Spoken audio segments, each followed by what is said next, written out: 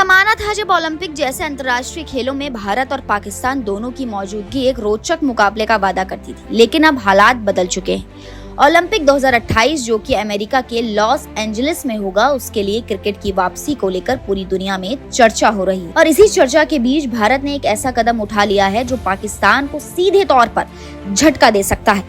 बात केवल क्रिकेट की नहीं है, बल्कि उस नए सिस्टम की है जिसमें क्वालिफिकेशन का तरीका पूरी तरह से बदल गया है। और इसी बदलाव ने भारत को तो फायदा पहुंचाया, लेकिन पाकिस्तान को मुश्किल में डाल दिया। ओलंपिक 2028 में क्रिकेट को शामिल करने का फैसला एक ऐतिहासिक कदम है।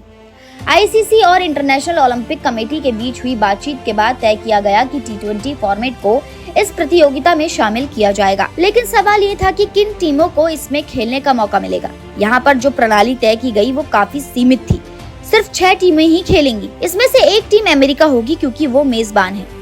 इसके बाद आईसीसी की पुरुष T20 रैंकिंग के आधार पर बाकी टीमों का चयन होगा। लेकिन इसमें से एक शर्त थी कि हर कॉन्टिनेंट से सिर्फ एक ही टॉप टीम को सीधा प्रवेश मिलेगा। यानी एशिया से जो टीम रैंकिंग में सबसे ऊपर है वो सीधे ओलंपिक 2028 में खेलेगी, और वो टीम है भारत। भारत ने हाल ही में अपनी T20 रैंकिंग को काफी मजबूत बनाया है और इस समय एशिया की सबसे ऊपर रैंक करने वाली टीम है। वही पाकिस्तान, जो कभी T20 की दुनिया का दबदबा रखने वाली टीम मानी जाती थी, आज इस सूची में भारत से नीचे है। इसका सीधा असर ये हुआ है कि पाकिस्तान को ओलंपिक 2028 के लिए सीधा प्रवेश नहीं मिला और अब उसे क्वालिफायर टूर्नामेंट के जरिए ही अपनी जगह बनाने की उम्मीद रखनी होगी। ये बात सिर्फ इतने में ही नहीं रुकती, बल्कि पाकिस्तान के क्रिकेट फैंस और क्रिकेट बोर्ड दोनों ही इस फैसले से खफा है। सोशल मीडिया पर पाकिस्तान के प्रशंसक लगातार सवाल उठा रहे हैं कि क्या ये सिस्टम निष्पक्ष है? क्या आईसीसी को सभी बड़ी टीमों को सीधे प्रवेश नहीं देना चाहिए था? लेकिन आईसीसी का कहना है कि सीमित स्थानों की वजह से ये प्रणाली सबसे तर्कसंगत है और इससे अलग अलग कॉन्टिनेंट्स की प्रतिनिधित्व सुनिश्चित होती है। यहाँ तक जो बात सिर्फ क्रिकेट की थी, लेकिन हॉकी में भी कुछ ऐसा ही दृश्य देखने को मिल रहा है। भारत की हॉकी टीम ने पिछले कुछ वर्षों में लगातार बेहतरीन प्रदर्शन किया है। टोक्यो ओलंपिक में ब्रॉन्ज मेडल जीतने के बाद से ही टीम इंडिया की परफॉर्मेंस जबरदस्त रही है। वही पाकिस्तान की टीम हॉकी में लगातार पिछड़ते जा रही है। 3 ओलंपिक लगातार पाकिस्तान हॉकी टीम क्वालिफाई नहीं कर पाई और 2024 पेरिस ओलंपिक के लिए भी वे ओमान में हुए क्वालिफायर में न्यूजीलैंड से हार गई, जिससे एक और मौका हाथ से चला गया।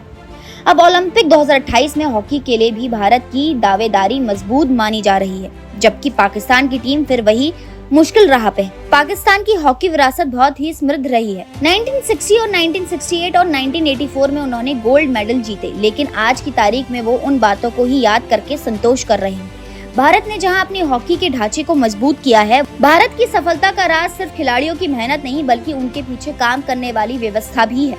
भारत में अब T20 क्रिकेट के लिए अलग कोचिंग, अलग फिटनेस प्लान और अलग टूर्नामेंट बनाए गए हैं। आईपीएल जैसे मैचों ने खिलाड़ियों को अंतर्राष्ट्रीय दबाव में खेलने की आदत दी है। वही पाकिस्तान में PSL जरूरी चलता है, लेकिन वहाँ की घरेलू क्रिकेट में अस्थिरता और फंडिंग की कमी का सीधा असर खिलाड़ियों के प्रदर्शन पर दिखता है। ओलंपिक में क्रिकेट की एंट्री वैसे भी एक बहुत बड़ा कदम है, क्योंकि पहली बार दुनिया देखेगी कि किस तरह से सीमित ओवर का ये खेल वैश्विक मंच पर कैसा प्रदर्शन करता है। और जब ये अवसर भारत को मिलता है तो पूरा देश इस पर गर्व करता है। सोशल मीडिया पर लोग टीम इंडिया को बधाई दे रहे हैं और साथ ही पाकिस्तान को लेकर मजाक भी उड़ाया जा रहा है, लेकिन ये मजाक नहीं बल्कि उस व्यवस्था का नतीजा है जो आज के समय में खेलों में सफलता और असफलता को तय करता है। पाकिस्तान अब एक ही विकल्प की ओर देख रहा है, वो है क्वालिफायर टूर्नामेंट, लेकिन वहाँ भी उसे अफगानिस्तान, वेस्ट इंडीज और आयरलैंड जैसी टीमों से भिड़ना होगा। ये वो टीम है जो हाल के वर्षों में पाकिस्तान से भी बेहतर प्रदर्शन कर चुकी है। ऐसे में पाकिस्तान के लिए ओलंपिक 2028 का टिकट हासिल करना कोई आसान काम नहीं होगा। यही हाल हॉकी का भी है। पाकिस्तान की पुरानी टीमों के खिलाड़ी जैसे कि समीउल्लाह और हसन सरदार कह चुके हैं कि पाकिस्तान को अब अपने खेल ढांचे को पूरी तरह से बदलना होगा। उन्होंने ये भी कहा है कि भारत ने जो किया है, पाकिस्तान को उसी मॉडल को अपनाने की जरूरत है। वहाँ के फेडरेशन को चाहिए कि वो खिलाड़ियों की फिटनेस, ट्रेनिंग, स्पॉन्सरशिप और इंटरनेशनल एक्सपोजर के लिए सीरियस इन्वेस्टमेंट करे वरना वो समय दूर नहीं जब पाकिस्तान सिर्फ इतिहास की किताबों में रह जाएगा। भारत की ओलंपिक 2028 में दोनों ही खेलों में उपस्थिति ये साबित करती है कि केवल टैलेंट नहीं बल्कि बेहतर योजना, संगठित ढांचा और लगातार प्रदर्शन ही किसी भी देश को ग्लोबल मंच पर स्थान दिला सकती है। पाकिस्तान के लिए ये एक चेतावनी है और भारत के लिए ये एक गर्व का क्षण। दोस्तों, मैं अंत में आपसे यही सवाल पूछना चाहूंगी, क्या पाकिस्तान अपने पुराने दिनों को वापस ला पाएगा? क्या वो समय लौटेगा जब भारत पाक ओलंपिक फाइनल्स में आमने सामने होते थे? और क्या भारत आने वाले समय में ओलंपिक में गोल्ड मेडल के प्रबल दावेदार के रूप में सामने आएगा? कहानी यह है कि भारत तैयार है, पाकिस्तान अभी भी सोच में है। एक ने तैयारी करके मौका पाया, दूसरा सिर्फ नाम और इतिहास के सहारे बैठा रह गया। यही फर्क है नए दौर के ओलंपिक राजनीति और क्वालिफिकेशन सिस्टम का, और यही संदेश है 2028 के खेलों का। जो आज काम करेगा वही कल ओलंपिक के मैदान में झंडा फहराएगा।